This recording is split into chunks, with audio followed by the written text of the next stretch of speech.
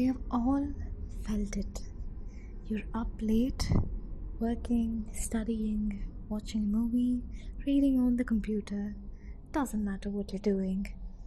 It's the feeling you get. You're tired, your eyes burn, and have that gritty feeling you get after not sleeping for a while.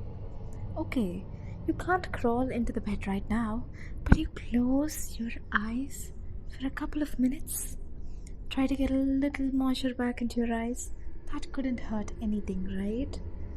Then you're falling. Like stepping off a cliff. You're in a free fall, though your body isn't even moving.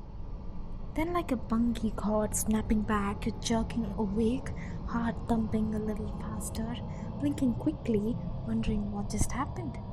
Doctors call it a hypnagogic jerk, a natural reaction, they say, to your brain thinking that you're dying when your breathing and heart rate is slow as you fall asleep. What the doctors don't know is that your brain is right. Every time that you let yourself nod off, every time you feel that falling sensation, you're not falling, you're being pulled down. And one day, your brain won't be able to pull you back, and they will have you.